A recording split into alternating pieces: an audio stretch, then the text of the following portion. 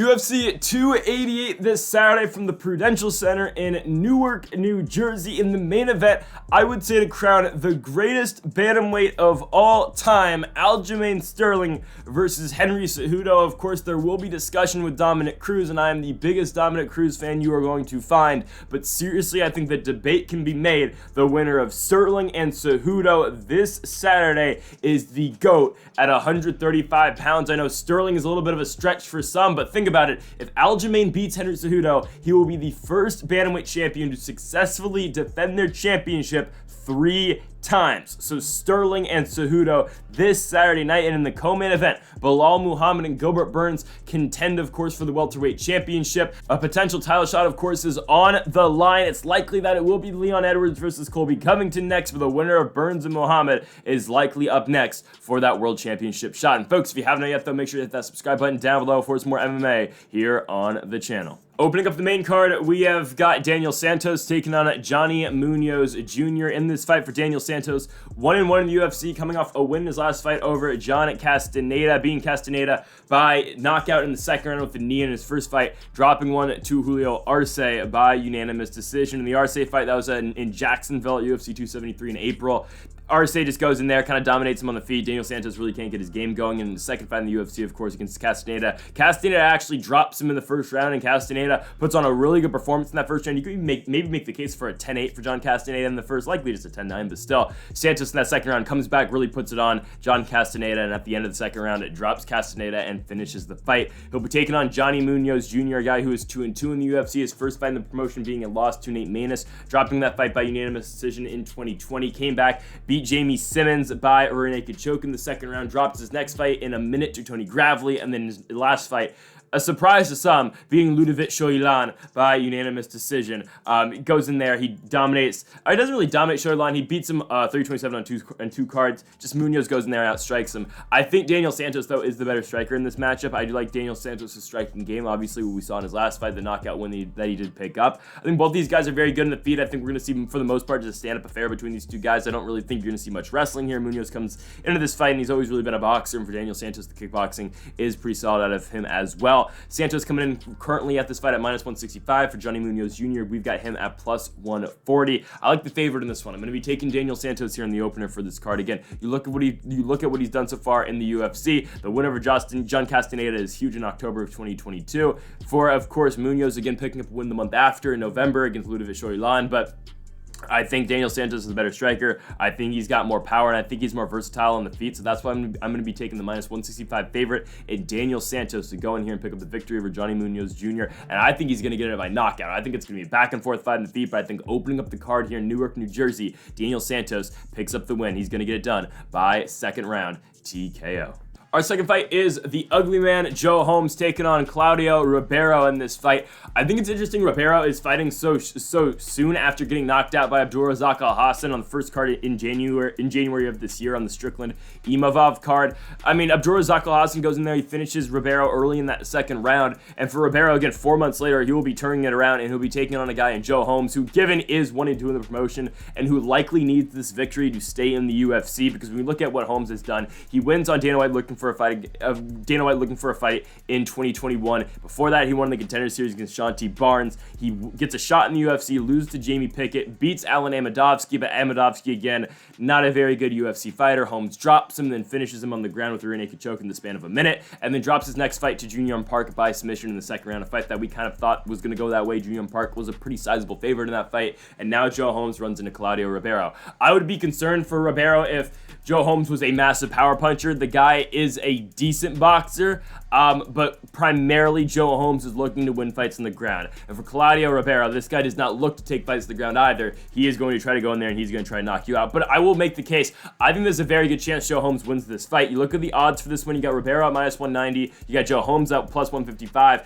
This fight honestly does show this fight presents a lot of chances for Joe Holmes. I know Ribeiro is the favorite, but I would make the case very, very greatly here for the underdog in Joe Holmes. You look at where Ribeiro struggles. It's on the ground. He's, you know, again, most of his fights are fought on the feet. Of course, the Jourdain fight was fought on the feet. His fight on the Contender Series was fought on the feet. Ribeiro has not been tested on the ground. He, again, is a striker. His only fight that really where he got taken down was his first professional fight back in 2017. He lost by rear naked choke in 1 minute and 12 seconds. Joe Holmes is primarily a grappler. You look at his fights, again, his only one in the UFC is by rear naked choke. It is, again, as a result of a knockdown that he did, you know, get against Alan Amedovski. But you look at his wins on the Contender Series and an LFA, submission against Shante Barnes, submission in LFA against Dwayne Diggs. That's what Joe Holmes is trying to do. And don't get me wrong, he's not a bad boxer either. You look at the Jonathan Patti win back in 2021 on Looking for a Fight. He knocks him out in the first round. And oh, by the way, how did he get the finish against Amedovski? It was with his striking, eventually leading up to the submission. I would not count out Joe Holmes at all in this fight. I don't think Claudio Ribeiro has been tested on the ground, but I think on the feet, again, Ribeiro is the better striker. But oh, by the way, how is Ribeiro's chin going to be holding up after that fight against Abdulrazak Alhassan in January? Because Joe Holmes might be able to surprise him with that too. I think this fight is very close. I would definitely stay away from the odds here, definitely on Claudio Ribeiro, because I can definitely see a world where Joe Holmes goes in here and wins this fight, especially because Ribeiro is a guy who's 0-1 in the UFC. So with all that being said, I'm going to go with my guy Joe Holmes in this fight. I think Holmes is going to go in there. I think he's going to find a way to get a submission. I think, again, if Ribeiro's going to win, it's going to be by knockout. But if Joe Holmes can get out that early, you know, onslaught that Ribeiro's going to give him, I think Holmes is able to drag him down. I think Holmes will be able to get a submission, and that's why I'm going to take the ugly man, Joe Holmes, to go in there and pick up a second-round submission win over Claudio Ribeiro. Let's cash plus money. Okay, so next up in the flyweight division, we've got Rafael Estevam taking on Zhumagulov. I'm glad Zhumagulov is back in the UFC. I mean, this is a guy who retired after his last fight against Charles Johnson. It was a fight that everyone pretty much thought Zhumagulov won. You look back at the scorecards for that fight, you get two judges again giving it 29-28 for Charles Johnson, 29-28 for Zhumagulov. Zhumagulov, go back and watch that fight. He wins the first 2 rounds of that fight. And I know Charles Johnson's hype maybe has kind of died up a little bit after dropping his last 2 fights to Ode Osborne and Cody Durden, but the guy's still 2-3 in the UFC. He's a former LFA champion. I think Charles Johnson's going to be back, but given he should probably be 1-4 in the UFC. But for Zhumagulov, he gets the loss to Charles Johnson. He retires, but now he's back, and they do not do him any favorites because he gets Rafael Estevam next. But let's talk about what Zhumagulov has done prior to this fight. Comes in the UFC, gets Raulian Paiva, loses by unanimous decision. Drops the fight after that to Amir Albazi. Beats Jerome Rivera, but like that was in the point of time where everybody was beating Jerome Rivera, and Jerome Rivera has not fought since that Zhumagulov fight on Poirier-McGregor 3 in 2021. They give Zhumagulov a guy in Manel Kopp, who Manel Kopp is saying some crazy things on Twitter right now. It's crazy. I mean, just look at the things he said about both, who was he supposed to fight before he was scheduled against Figueiredo? He was supposed to fight, Alex Perez. The things he's saying about Alex Perez, the things he's saying right now about Divas and Figueiredo, oh my God, Manel Kopp has no filter. But I mean, what do they want Zhumagulov to do? Manel Kopp goes in there and knocks him out. Zhumagulov is on the wrong side of his decision against Jeff Molina. He's on the wrong side of a decision against Charles Johnson, who's booked against Nate Maness. Maness pulls out. Now he gets Estevam here, a guy who is 11-0 undefeated. He comes off the Contender Series where he picked up win in his last fight by TKO in the second round. I mean, he was booked against Carlos Candelario a couple weeks ago. Fight didn't happen. Estevam's good. He's 11-0. He's undefeated. I just think it's an incredibly tough fight for Zhumagulov. I think it is. I think Estevam beats him probably everywhere in this fight. I'll be honest with you here. I like his ground game. I like his striking game. He shuts down Joao Ellis in their fight on the Contender Series. I mean, it is a complete shutout in their fight last year. I think Estevam's really good. I think he's very good on the ground. I think if he needs to win the fight down there, he can win it. I think on the feet, I think he's better than Zhumagulov. And trust me, I'm glad Zhumagulov is back in the sport. But they returned him probably against the worst guy possible here because Rafael Estevam is just good everywhere. And I messed up the UFC record for Estevam in the top left. He's not 1-0 in the UFC. He's 0-0. He has not fought in the promotion just yet. This will be his UFC debut. And it's a good fight to debut him on here against Zhumagulov, excuse me. I don't think this fight's going to, have a finish. I think this one's going to hit the scorecards, but unlike Zhumagulov's last couple fights against Molina and Charles Johnson, which have been, centered around controversy with the scorecards, I don't think there's any controversy in this one. Rafael Estevan's going to win a pretty decisive decision, unanimous decision over Zhumagulov in his UFC debut. Next up, we have got Ikram Aliskerov making his UFC debut against Phil Hawes.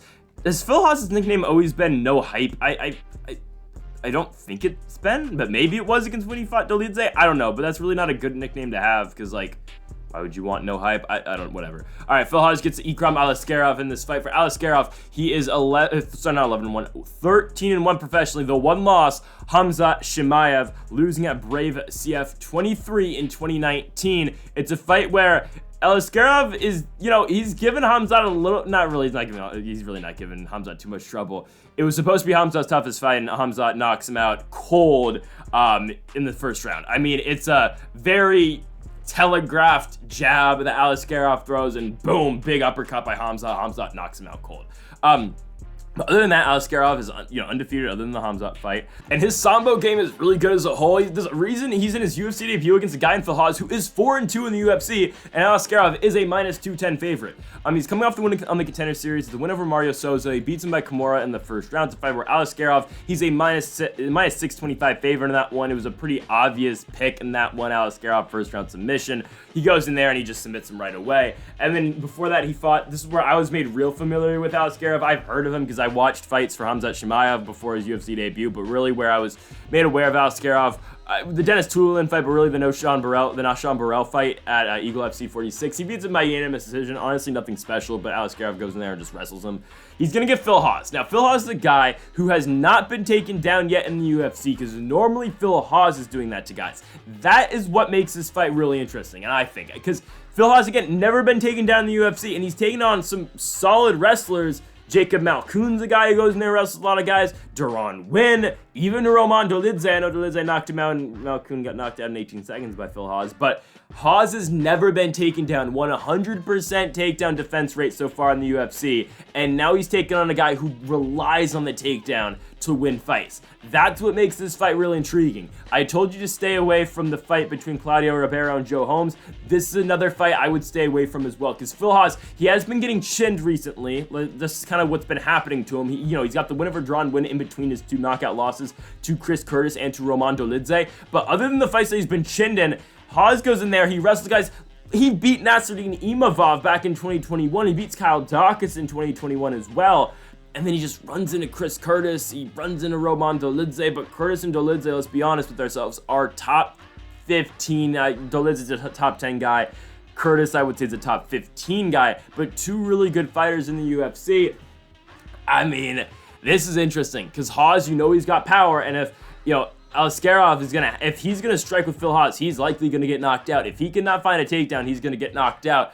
I'm going to say barely, though. Aliskerov is the first guy to take down Phil Hawes in the UFC. I think he's able to find that takedown, and I think he's able to get him down there. And if Aliskerov is able to get that takedown, and he is able to present himself on the ground against Phil Hawes, I think he's likely going to find a way to a submission. So I'm going to take Aliskerov. I'm honestly not that confident in the pick, but I think he's able to find the takedown. He's able to get Phil Hawes down. I think he's able to find his way to a first-round submission, because, again, if he's able to find the takedown, he's likely going to get it done in quick fashion. So give me Aliskerov to go in there in his UFC debut and beat Phil Hawes. He's going to get it done by first round submission. Okay, so I know Parker Porter is a UFC veteran. He's 3-3 in the promotion. He's coming into this fight as a -190 favorite, but I love this opportunity for +155 Braxton Smith. These odds really, I think, look good for Smith in this fight. This is why. Parker Porter got knocked out less than 2 months ago. And he's fighting again, or less than 3 months ago, against Justin Tafa.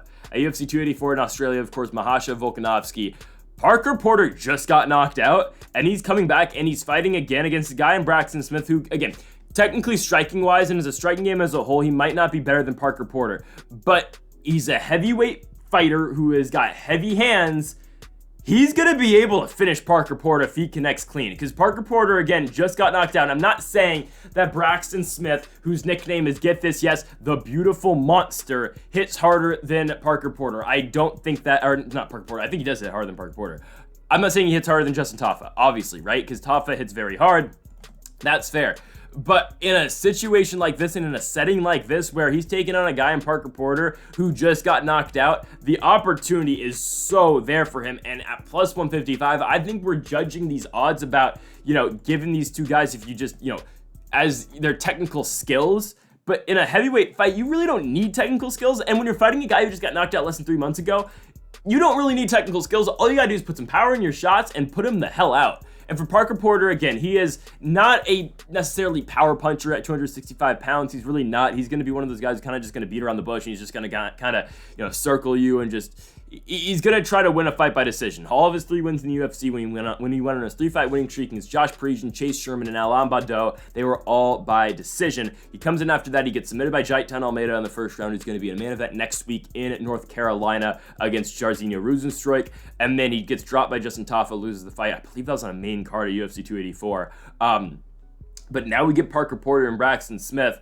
I think if Porter's going to win, obviously, he's just going to have to stay at a distance. He's going to have to not get hit by big shots that Braxton Smith is going to throw, because Braxton Smith is going to be swinging for the fences tonight. He's only 5-1. Again, his only loss is in his first fight in 2014 against, get this, Chase Sherman. But after that, for Smith, he doesn't fight in MMA for 8 years. He fights, 4 times in 2022, and then fights once in 2023, and now here he is in the biggest mixed martial arts promotion in the world. I think Braxton Smith, who's the reigning peak fighting championship heavyweight champion, I think he's able to go in here. I think he's able to beat Parker Porter. I think Smith uses his big shots. I think he's got a lot of power, and I think he's going to find a way to put down Parker Porter and keep him down. So give me Braxton Smith again to beat Parker Porter, who's coming off less than a 3-month layoff after getting knocked out by Justin Tafa in Australia. Braxton Smith beats Parker Porter. He's going to get it done by first-round knockout. Next up, we've got Marina Rodriguez taking on Virna Jandiroba. For Marina Rodriguez, her last fight, a loss to Amanda Lemos in the main event, back on a fight night in November. I thought Marina Rodriguez was going to go in there and win that fight. I was wrong. Amanda Lemos beats her by TKO in the 3rd round. Let's be honest with ourselves. It was a pretty boring fight up until that point. Nothing was really happening. Lemos wins the 2nd round. I would say the 1st round probably went to Lemos as well. Nothing happened in the 1st round. The 3rd round, of course, Lemos finishes the fight early in that 3rd. For Rodriguez, she was on a 4-fight winning streak, and she was really around the title conversation, I would say, because her only loss prior to the Lemos fight in the UFC was a split decision on Fight Island against Carla Esparza, who at the time was the world champion. And for Carla, that was a fight where it was very close. I thought Carla beat Marina Rodriguez in that one in July of 2020. A lot of people thought Marina won. I thought Carla barely did enough to win the decision, but since then, for Rodriguez, she goes in at UFC 257, knocks out Amanda Ribas in the 2nd round, beats Michelle Waterson Gomez by unanimous decision, beats Mackenzie Dern by unanimous decision, beats Yang Zhenan in a split decision. You're thinking, title shot? No. She runs into Lemos. She loses. And for Amanda Lemos, I'm not completely sure what she's up to now, because, Lemos still had that loss to Andrade. We're going to see Jessica Andrade later tonight. I don't know. But anyways, for Marina Rodriguez, she's still a very good striker. She's got very effective boxing. I did not realize she was 36 years old, but that's what Marina Rodriguez is likely going to bring into a fight. And again, no matter how good her striking game is, it's still going to be better than Virna Jandiroba. Jandiroba, of course, a primary.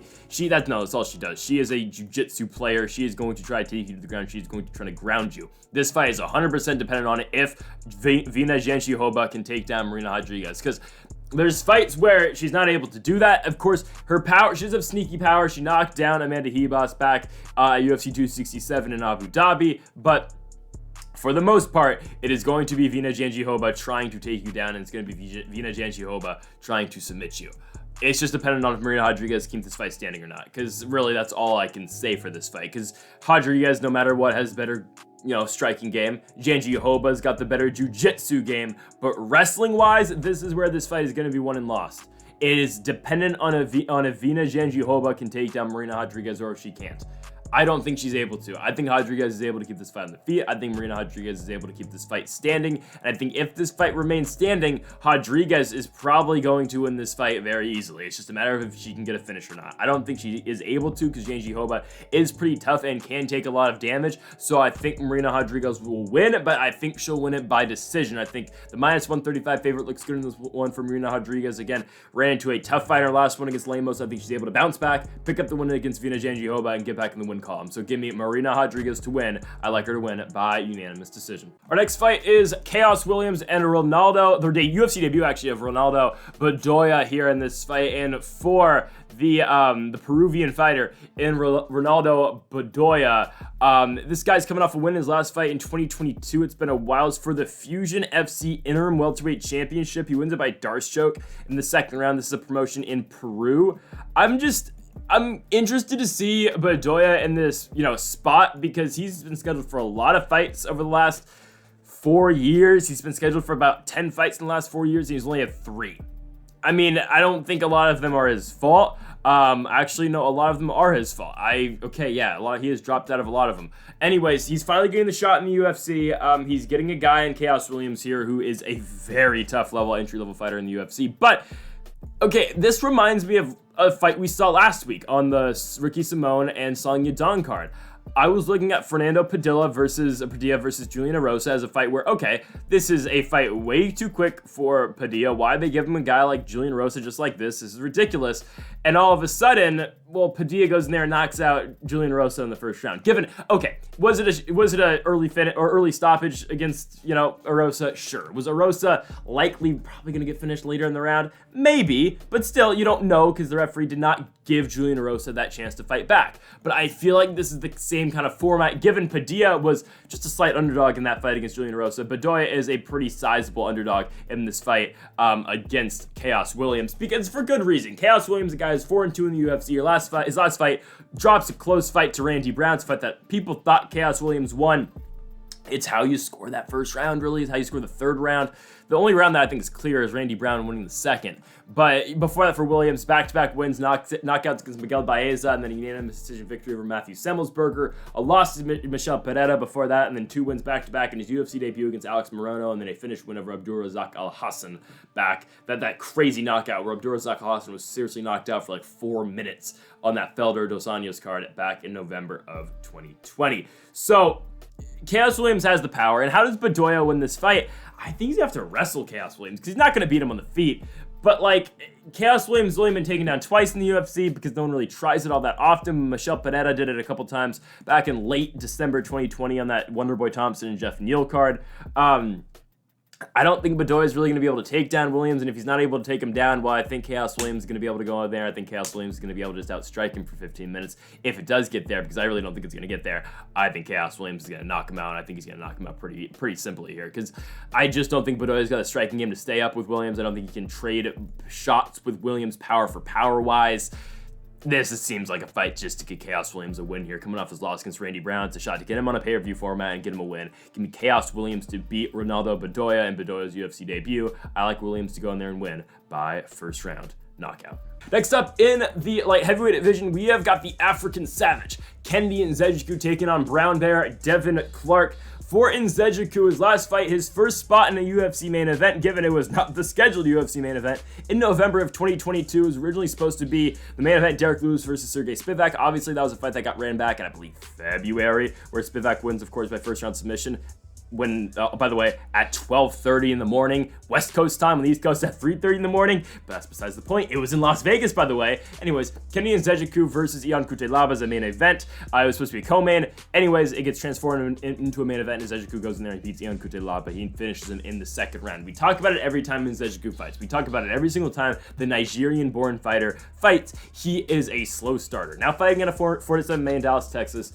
And Nzechukwu, though, is he's a slow starter. He likely will not win by first round knockout, even though that's what he did in the Contender Series against Dennis Bryant. But we can talk about his entire UFC career, because I've kind of watched all of it. Nzechukwu comes in, loses to Polkreg in his first fights, beats Darko Stosic after that by unanimous decision, has a fight where he is a huge underdog against Carlos Ulberg. This was like my crowning pick early when I was making prediction videos on YouTube.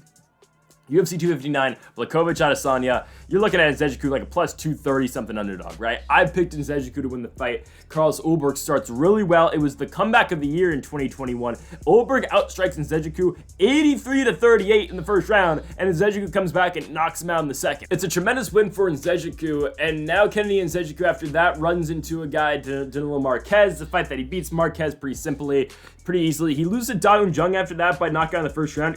Jung just blitzes him with a bunch of elbows and then finishes Nzechukwu.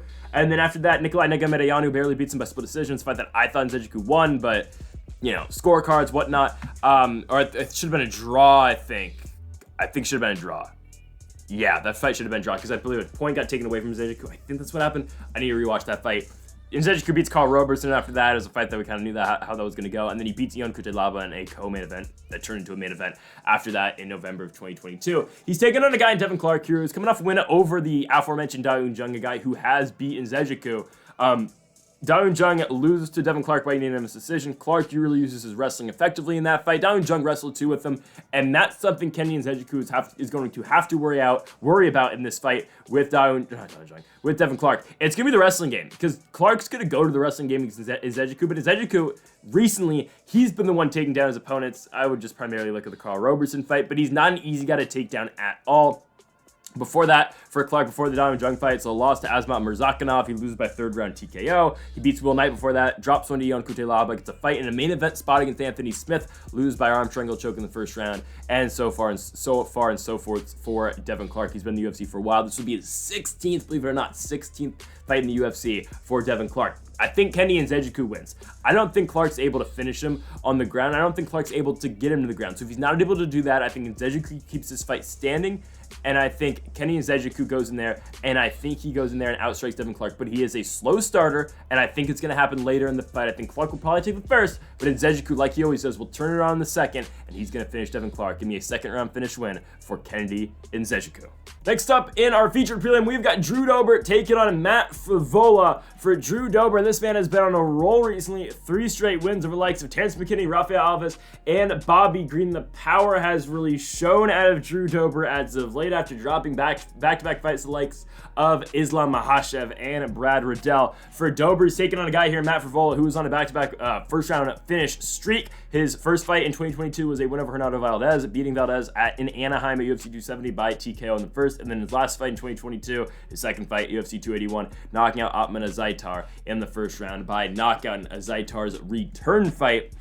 Now we get Dober and Frevola here. I think you're going to see striking out of both of these guys, obviously, in this one. Dober is solid, I wouldn't say solid wrestler, but he can wrestle if he has to. This fight's going to be contested on the feet. When you look at Drew Dober's last fight, I was really impressed with the performance that he had against Bobby Green. It's a fight that he's getting beaten. Bobby Green is outstriking Drew Dober. He's getting in Dober's face, and he's just putting a pace on Dober. But eventually, Dober lands a big shot, wobbles Bobby Green and sits him down. Dober wins the fight. Now we get Dober and Frevola, and again, I think the same thing's going to be an effect in this fight. Dober, you know, he's been really good with the striking recently. All he's got to do is put some shots into Matt Frevola, and I think he's going to beat him. We've seen Frevola get beat before on the feet, obviously. We've seen it in the fight against Orlando Venata. Venata knocked out Frevola twice, ended up beating him on the feet just by outstriking him. We saw that in the Marco Polo Reyes fight. We saw that in the Terrence McKinney fight, where McKinney knocks him out in 7 seconds. I've seen Frevola get knocked in the field before, but again, like in the Hernaro Valdez fight, I've seen him knock down Valdez 4 times in the span of a minute, and eventually win the fight by first round knockout. Given Valdez is not very good, and Valdez is not a very good UFC fighter, but still, Frevola's got power, and he can put a big shot into you if he needs it. I still, though, think Drew Dober's the better striker. I think Dober's got more power. I think Dober, again, all around his striking game is better. I think he's going to avoid getting hit, and I just think he's going to find ways to really impact Matt Frevola in this one, and I think Drew Dober will continue his winning streak by beating Frevola here. Again, Dober's at minus 225, Frevola's at plus 185. I really like what we've seen out of Dober in the Alves fight, and the McKinney fight, and the Bobby Green fight. Again, the Terrence McKinney fight, he gets wobbled in the first 5 seconds, comes back, eventually finishes McKinney because, again, he pushes him against the fence. Similar to the Bobby Green fight, he pushes both those guys back against the fence. He lands some big shots. He knocks him down, wobbles him. That's where I think Drew Dober is going to be really effective in this fight. I think Dober is going to continue his knockout streak in this one because I do think he's going to be able to get a finish against Matt Frevola. I think Dober continues the hot wave he's on right now, and give me Drew Dober to beat Matt Frevola. He will get it done in the featured prelim by finishing Frevola in the second round by knockout. So give me the minus 225 favorite, Drew Dober, to beat Matt Frevola, again, by second round knockout. Opening up the main card, oh my goodness, we have got Charles Jourdain taking on the returning Kron Gracie. Kron Gracie's back in the UFC, and he's gonna be taking on Charles Jourdain. It has been about 4 years since Kron Gracie has last fought. He fought in that card in Sunrise, Florida against Cub Swanson. It's a fight that he lost. Swanson beats him by unanimous decision, and now we get Kron Gracie versus Charles Jourdain. Of course, Kron Gracie's only win in the UFC is 1-1. His only win is against a now top 15 guy, Alex Caceres, back in Arizona in 2019. It was on the Ngannou Velasquez card. Alex Caceres goes in there and submits, Kron Gracie goes in there and submits Alex Caceres in the very first round. Now he will be taking on a guy in Charles Jourdain, who is on a 2-fight losing streak, back-to-back losses to Nathaniel Wood and Shane Burgos. What has been the same out of both those fights is that Charles Jourdain has been taken down. He's been controlled on the ground both those fights, and that's really where he's lost both those fights. Given Nathaniel Wood was striking more than Shane Burgos was with him, but in that fight with Nathaniel Wood, with Charles Jourdain, Jourdain was getting takedowns multiple points in the fight, and really every round had a takedown in Nathaniel Wood, and every round Nathaniel Wood made his impact through the wrestling side of things. Now, you know, before that for Jourdain, he gets into fights between with Lena Venata and Andre Ewell, both fights back and forth, wars in the feet. The Jourdain fight against Venata obviously was a submission in the first round. The Marcelo Rojo fight was crazy. The Julian Erosa fight was crazy. Jourdain before these last 2 losses has been known for getting in these crazy firefights in the feet. Obviously, this fight with Kron Gracie will not be that, even though Kron Gracie, I think, is a tough guy to finish on the feet. You look at his fight with Cub Swanson. 135 significant strikes to Kron Gracie, but Kron Gracie, like a zombie, keeps striking and keeps walking forward with Cub Swanson. That's why I think it would be tough in this fight for Charles Jourdain to knock him out. It's because Kron Gracie refused to go away in that fight, and Gracie made a really good account of himself in that fight. Make the case maybe got close in the first round. I still think he lost every single round, but Kron Gracie fought that fight well, given the circumstance that he wasn't able to get Cub Swanson down to the ground, and that's where this fight ends up as well, and that's the question you have to ask yourself with this fight with Charles Jourdain and Kron Gracie. Is Kron Gracie going to be able to take down Charles Jourdain? Is that going to be is that going to be possible in this fight? Because Charles Jourdain has been taken down twice in his last couple of fights, and you know the jiu-jitsu game is tremendous and spectacular out of Kron Gracie. It's just a matter of, can he get the wrestling side of things going, and can he wrestle Charles Jourdain down, and can he submit Charles Jourdain? I don't know, and all of that, take that all on account. Kron Gracie's not fought in 4 years. I'm not doubting how great of a ground game Kron Gracie's got. Kron Gracie has got maybe the best ground game in the entire UFC. That's how good this guy's jiu-jitsu truly is. Again, though, the question I will ask you, just how is he going to get this fight down? I don't know. If he's able to, I think he's going to win. If he's not able to, I think Charles Jourdain's going to outstrike him for 15 minutes. And again, I don't think Charles Jourdain's going to be able to finish Kron Gracie, because I've seen Kron Gracie take 100-something shots from Cub Swanson and keep walking forward. I know Jourdain, maybe it's a little bit harder, but still, I think that Kron Gracie would be able to go the full 15 with Charles Jourdain on the feet. That's what I'm kind of leaning towards here. That's what I'm going to lean towards. I don't think Kron Gracie's able to get Charles Jourdain down, but honestly, I think it only takes one. I think it only takes one in that Kron Gracie takedown-wise against Jourdain to where he'll be able to get the submission. I think Jourdain, though, is able to keep this fight standing. I think Jourdain's able to outstrike Kron Gracie, and I don't think he's going to be in a position where he gets taken down like Nathaniel Wood and like Shane Burgos, even though I think it's possible, but I just don't think Gracie's pure wrestling skills are as good as Nathaniel Wood and Shane Burgos' are. Give me Charles Jourdain to keep the fight standing. I think Charles Jourdain will outstrike Kron Gracie for 15 minutes. Give me Jourdain to win. He'll get it done by unanimous decision. All right, next up on the main card, we have got Movsar Evloev taking on Bryce Mitchell.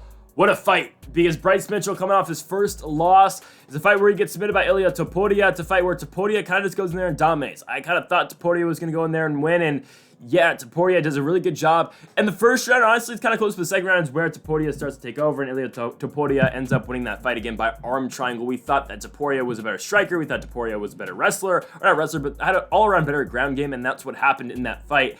And what are they doing to Bryce Mitchell now? He is going to get another dominant wrestler in Movsar Evloev. Evloev has not fought in about a year. His last fight was on the undercard to Volkov and Rosenstruik back in June of 2022.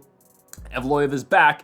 In his last fight, he beat Stan Ige by unanimous decision. He has not fought since. He was booked against Bryce Mitchell in November of 2022. Fight did not happen. Now here we go. He gets Bryce Mitchell again. Movsar Evloev goes into fights, and he looks to wrestle. That's what he did against Stan Ige. Went 9 for 16 in his takedowns. The Hakeem Dawodu fight, he went 9 for 13. The Nick Lentz fight, really couldn't wrestle Lentz down that much, and that is the one fight that is kind of shaky on the record of Movsar Evloev, but I'm under the belief that Movsar Evloev is able to take down Bryce Mitchell in this fight. I'm under the belief that Bryce Mitchell is, again, he's a decent fighter, he's a good fighter, but I think in this fight, Evloev is better. I think the striking game is close because both these guys don't strike all that often, and that's where I really like the advantage for Ilia Topuria, because I think Topuria was better striking-wise than Bryce Mitchell, but in this fight, I think that's going to cancel, and I think the big turning point in this fight is the ground game and the wrestling. I just think Evloev's better. That's it. I think Evloev is better. I think Mitchell's jiu-jitsu might be better, but wrestling-wise and the way this fight ends up, I think Evloev wrestles him, and I think Evloev, with top control, just dominates and does not let Bryce Mitchell get back up to his feet. I think Evloev is dominant up there, and I think that's how this fight kind of goes. I think Evloev, again, implements his his wrestling game against Bryce Mitchell, and then really just works his ground and pound for 15 minutes. I don't know if Evloev's necessarily able to get a finish. I don't think he's going to, but I think it'll just be a decision. I think it'll be to the point where Evloev is just able to control in the first couple rounds, and by the time you get to the second and the third, it's just, you know, a foregone conclusion that Evloev is going to win the fight. And I just think, again, the wrestling is going to be huge, and just the all-around ground game is going to be better than Bryce Mitchell. So give me Movsar Evloev at minus 250. He's still undefeated in the UFC. I think it's tough for Bryce Mitchell because he was undefeated, 6-0 in the promotion, 15-0 professionally, but I think he's going to drop back-to-back fights to two guys who nobody wants to fight in Evloev and in Ilia Topuria. I think for Evloev, I don't know who he'll get next, honestly. Maybe an Arnold Allen, as it looks like Max Holloway, I think, is going to get the Korean Zombie next, but we'll see. Topuria, of course, getting Josh Emmett next. This is a big fight for Evloev to pick up a win against Bryce Mitchell, and I think he'll beat Bryce Mitchell with his wrestling and with his top control. Give me Movsar Evloev, the Russian, to win this fight by unanimous decision.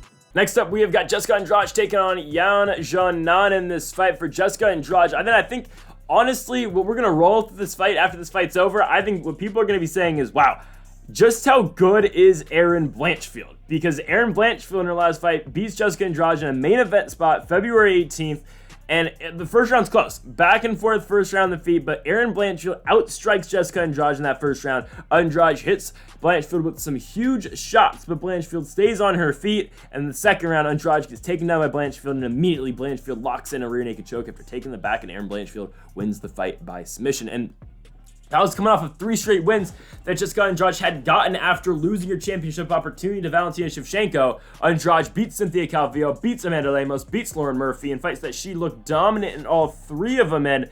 And then Blanchfield just goes in there and beats her. But Andrade is now going back down to 115 pounds, which I think makes sense. This is why. She just beat Amanda Lemos in her last fight at 115 pounds. I think she should disregard going back and up and down from 115 pounds to 125 pounds if she can beat Yang Jourdain. Because obviously, there is an easier pathway to the championship for Jessica Andrade. I'm not saying the champion's an easier fight, but I think the pathway to get back to the championship is easier for her at 115 pounds than it is 125 pounds. 125 pounds is so backloaded right now, or so front-loaded, because you've got Alexa Grasso, the champion. Likely she'll fight Valentina Shevchenko next for the world championship. Well, then you got Erin Blanchfield waiting, and you got Taila Santos waiting. So likely, I think Blanchfield will fight Santos, but then you've also got Manon Fiorot as well. It's just Andrade would likely be 6th in line in that weight class.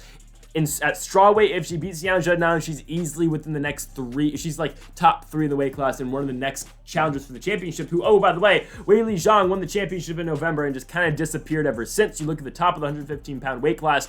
Who is in this weight class? Let's be honest with ourselves. Who's here? Because it's like we got Zhang Weili, Rose Namajunas doesn't really fight. Carla Esparza is pregnant. Amanda Lemos is coming off back-to-back wins, but hey, Jessica Andrade beat her. So if Andrade can beat Yang Jourdain, I would not be surprised if she finds herself in a championship fight next. I honestly wouldn't. Now, if Thug Rose wants to fight, it probably should be her.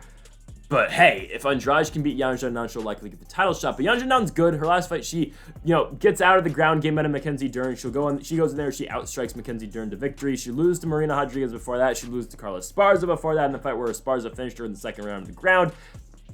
And then, of course, for Yang Jourdain's start in the UFC, she goes undefeated. She beats Kelly Curran, beats Viviana Pereira, beats Siri Kondo, beats Angela Hill, beats Karolina Kovacevic, and beats Claudia Gadelha. I think Andrade and Yang Jourdain, though, it's definitely going to be a striking fight. I think you see both of them on the feet, and I think Andrade's just a better fighter, a better striker. I think she's able to go out there. I think she's able to outpower Yang Jourdain on the feet. I think striking-wise, Andrade is quicker. I don't know about quicker, but I know Andrade's definitely got a lot more power. Will she be able to finish Yang Jourdain? I'm going to say no, actually. I think you're going to see a decision victory for Andrade, similar to what the Lauren Murphy fight was. Obviously, won't be the beating that the Lauren Murphy fight was, but I think Andrade is able to go in there, sit down her punches, and I think she'll be able to go in there and outstrike Yang Jourdain for 15 minutes. I think Yang Jourdain has got a decent chin to the point where, again, that's why I think she's going to be able to stay in the fight, and that's why I don't think Andrade is going to be able to finish her and wipe her out completely. But I think Andrade, again, is going to be the better striker. I think her strikes are going to be more effective, and I think she's going to do more damage than what Yang Jourdain is going to offer on the other side. So it's going to be Jessica Andrade to win this fight. I think she'll maybe get a title shot after this, we'll see, but I think she'll definitely go in and beat Yang Jourdain. She's going to get it done by unanimous decision. Co-main event spot for Belal Muhammad and Gilbert Burns here. The winner of this fight, again, will likely fight for the welterweight championship next after I think Colby Covington's going to be getting his opportunity, but on short notice, here we go. 5 rounds in the co-main event for Gilbert Burns fighting yet again after his win against Jorge Masvidal just at the last pay-per-view UFC 287 and his first win in 2023 being at UFC 283 against Neil Magny. 3 fights in 5 months. Here we go. He gets Belal, remember the name Muhammad, in this fight. For Gilbert Burns, again, just fighting last month, less than 30 days ago. Looks good in the Jorge Masvidal fight. He takes down Masvidal. He outstrikes Masvidal. Burns does enough to win the fight. And for Belal Muhammad, his last win being against Sean Brady at UFC 280, finishing Brady in the feet by TKOing him. Before that, beat Vicente Luque, beat Stephen Wonderboy Thompson, beat Damian Maia. The man has been on a run before his fight against Leon Edwards at UFC, or at a fight night in 2021 in March. The fight, of course, that got ended with an eye poke. Of course, no eventual winner in that fight. Now you get Belal and Gilbert Burns. My goodness. Okay. Belal's striking is getting better. Like, you look at the Sean Brady fight. I know Sean Brady is not a primary striker, but Belal Muhammad goes in there and he finishes him on the feet. The Vicente Luque fight's the fight that's real showing, I think. Considering, okay, Belal does wrestle him, but again, we say it all the time. It is the grappling game and is the wrestling game of Belal Muhammad in that fight against Vicente Luque, which made Vicente Luque, worried about his wrestling, and eventually, again, Belal would catch him off guard on the feet, he'd outstrike him, and he'd out-wrestle him as well. Same can be said about the Stephen Wonderboy Thompson fight, but that was just all wrestling out of Belal Muhammad. Wonderboy could not get going, and at the time, I think we looked down at Wonderboy and at his performance in that fight because, we lost to Belal Muhammad, but no, that's just how good Belal is. Wonderboy's not washed. That was just a good one for Belal Muhammad. He wins the boring fight against Damian Maia. Nobody really cared about that fight. But again, Belal is really good and his striking is getting better as well. And say what you want, his last fight against Sean Brady was impressive. But Gilbert Burns, man, Dourinho is very solid in there. The grappling game he's got. He's a Brazilian Jiu-Jitsu black belt. The wrestling game is getting better out of Gilbert as well. And the power's there to Gilbert Burns as well. Burns will have the power advantage in this fight. He will have the striking advantage. But what Belal Muhammad will have is Belal will be able to pressure Gilbert Burns, will be able to get in his face. He'll be able to out-volume Gilbert Burns, and we'll see if he's able to wrestle Gilbert Burns as well. That's where this fight gets interesting as well, because, if Belal can take Gilbert Burns down, what does Burns offer off of his back? And on the feet, again, Gilbert can really sit into his shots. He can deliver big power shots. But can Belal get in his face, and can Belal again just overwhelm Gilbert Burns striking-wise to the point where he can take him down and eventually just work on him on the ground as well? That's where this fight is so interesting. You get 5 rounds of this as well. Conditioning-wise, Belal Muhammad's going to be ready for 25 minutes. Gilbert Burns will likely be ready for 25 minutes as well. I'm just so intrigued by this fight, man. It is a very good co-main event. As for a winner, though, I'm taking the -125 favorite. I'm taking Gilbert Burns. I think Burns is able to win. I think Dourinho's striking game is better, and I just don't know if Belal can take him down. I think, Dourinho's wrestling is decent. His jiu-jitsu is really good. Burns has been taken down, don't get me wrong, but the last guy that has taken him down was Damian Maia back in 2020 in Brazil, but Burns was able to pop back up to his feet. Before that, you got to go all the way back to Jason Sago back in 2017 and Michel Pereira back in 2016 were the last guys who took down Dourinho Burns. Oh, I forgot about Khamzat Chimaev. I forgot about that. But even Khamzat struggled a little bit with the takedown. He struggled in keeping Gilbert Burns down, and that's a main point that I'm going to make about Belal Muhammad and Gilbert Burns. I think Belal's going to struggle in keeping Gilbert Burns down, and I think Burns will be able to get back up to his feet. So even in points in time where, yes, Belal is working well with his wrestling, and Belal is getting Gilbert down, and he is, using his game effectively, Burns will just be able to pop back up to his feet, and Gilbert Burns will be able to outstrike Belal once it gets back up there as well. But again, you gotta take into account, can Belal Muhammad outstrike Burns? Not outstrike him, but just pressure Gilbert Burns and make him think to the point where, Belal can just switch it up and get a takedown as well, because that's where Belal excels.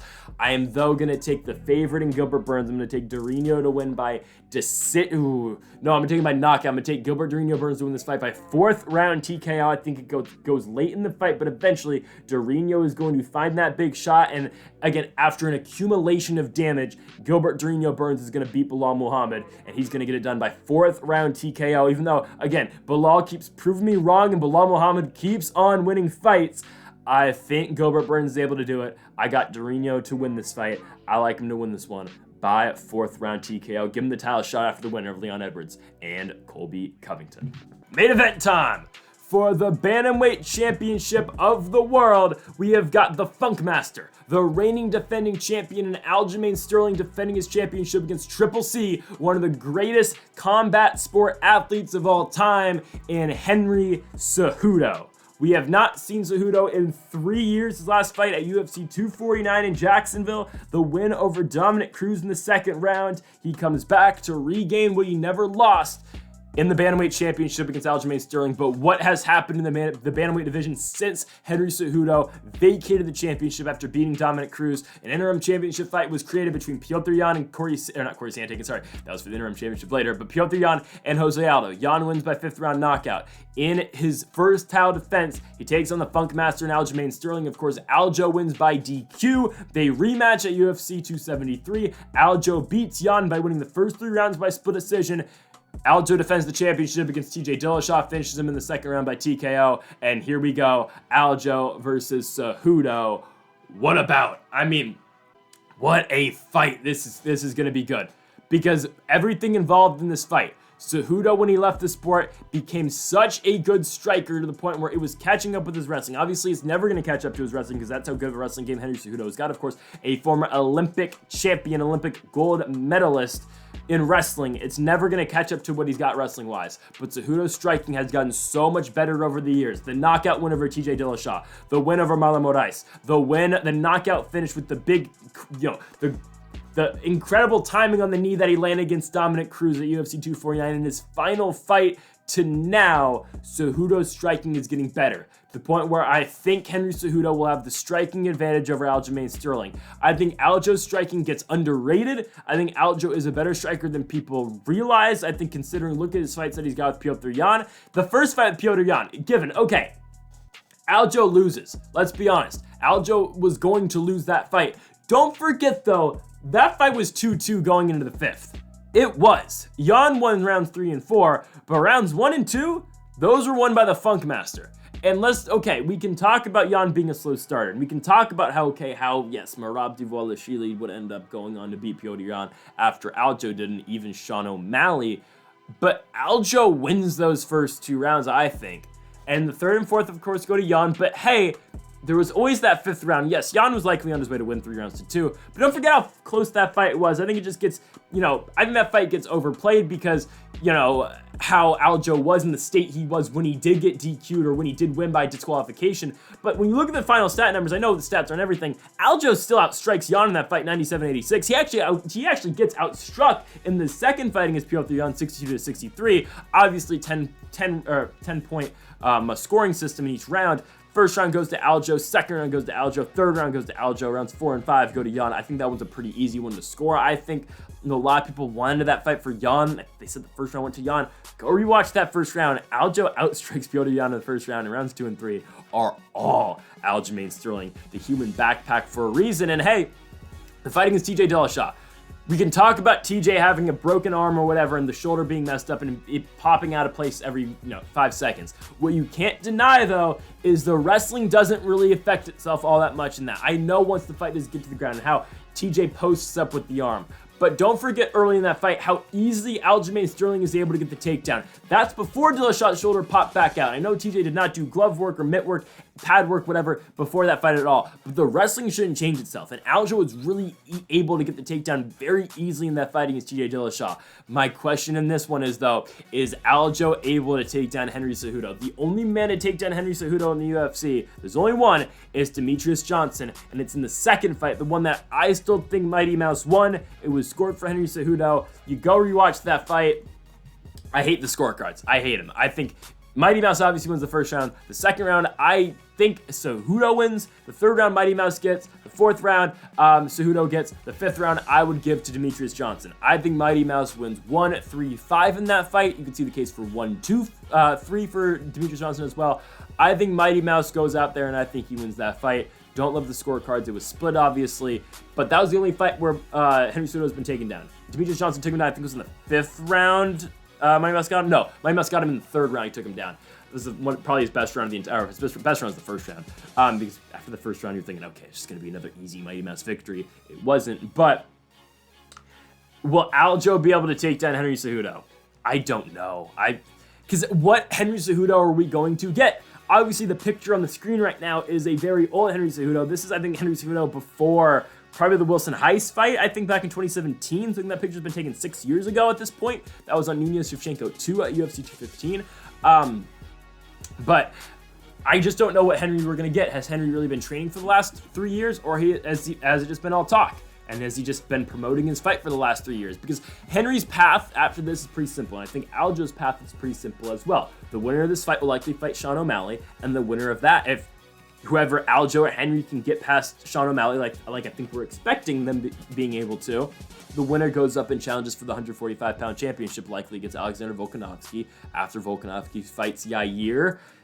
And then probably one more, because you're probably going to need time for the winner of this fight to go fight O'Malley. So I think maybe for Volkanovski, I don't know exactly how we're looking like for that division, because a lot of guys have already fought for the championship. I think probably, this is how I see it going, Volkanovski fights Yair. I think Volk beats Yair. Winner of that fight fights the winner of the UFC Jacksonville main event between Movsar Evloev and Josh Emmett. The winner of those fights, you know, the winner of Evloev Emmett gets the title shot. Again, I think Volk will beat all these guys. Not Evloev, sorry. Topuria and Emmett. I think Volk beats all those guys. So I think the winner of this fight eventually, if they can get past Sean O'Malley, will get that shot against Volkanovski eventually. But I said in the open of this video, the winner of this fight, I believe, is the greatest bantamweight of all time. I know that's it's a tough thing to say because of Dominic Cruz and the success Dominic Cruz had early in the UFC and in WEC. But still, I would say Aljo is the best bantamweight of all time with a victory. I think a lot of people definitely say Cejudo is the best bantamweight of all time with a victory. Ooh, it's close. It's a matter of if Aljamain can take Cejudo down.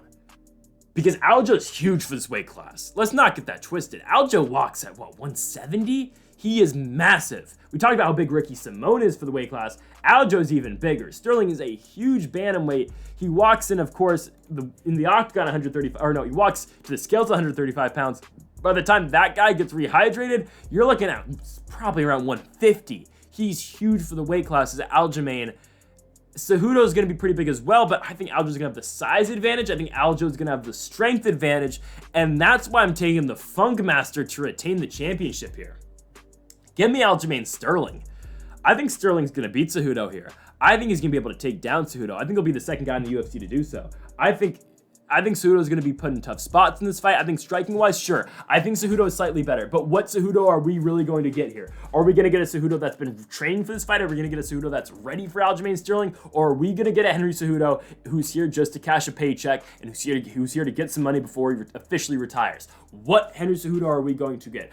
I'm saying we still get the good Henry Cejudo, and we get the Cejudo where we left off with after beating Dominic Cruz in 2020. I say we get that Henry Cejudo, but that Henry Cejudo, I still think loses to Aljamain Sterling. I think Sterling puts him in tough fights, tough spots in the feet, where I think Aljo will win parts in the feet, and I think eventually Aljo's going to tie him up, he's going to get him in something, and Aljamain's going to be able to take Cejudo down, and you know what? I'm taking the Funkmaster, I'm taking the human backpack. Aljamain Sterling's going to find his way towards a submission, and Aljamain Sterling's going to take his back, and he's going to beat Henry Cejudo. He's going to beat him by third round submission, and still world champion at the bantamweight division, Aljamain Sterling. I'm taking Aljo. I'm a huge Aljo guy, but I think Sterling cements himself as the greatest bantamweight of all time, the only man to defend the bantamweight championship 3 times in a row.